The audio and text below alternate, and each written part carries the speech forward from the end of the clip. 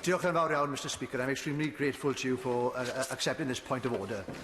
During the debate on the second reading of the Finance Bill yesterday, it was brought to my attention that a fellow member of this House, rather than engaging with the substance of the issue being discussed, chose to make disparaging remarks about my accent.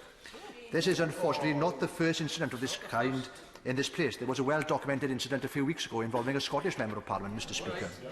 Mr Speaker, this House is meant to be representative of all the nations, accents and backgrounds of the British state, and this kind of behaviour only serves to reinforce the privileged and exclusive perception of Westminster politics.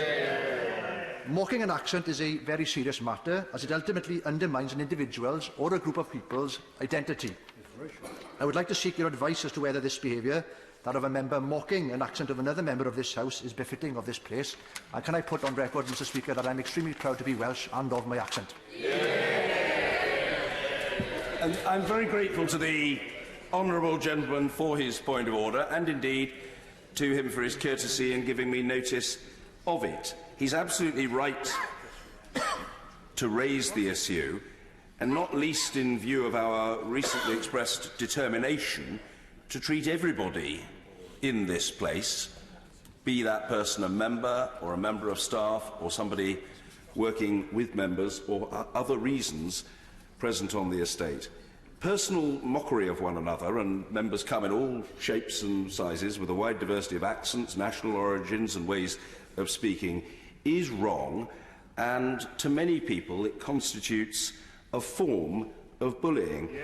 I am the last person to deprecate good humour in the way in which we interact.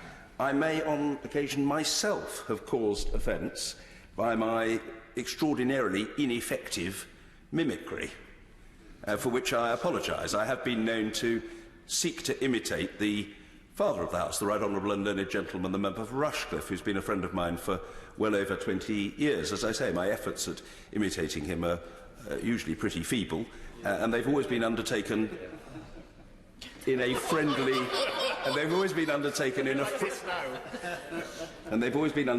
friendly spirit. But mores change, and I think it is a safe rule of thumb that people should not mimic other people. Let's debate the issues, play the ball rather than the man or the woman. And very specifically, belittling mockery, which I have had occasion in the past to raise with the powers that be in relation to particular members, is not acceptable.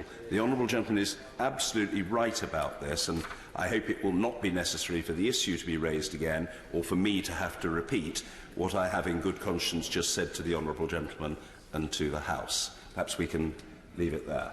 And by the way, I think he has a magnificent accent. I think the House is proud. And I think the House is proud of the honourable gentleman, because he is a very good example of someone who debates the issues but does not engage in personal attacks. I've known him for many years and I've never heard him make a personal attack.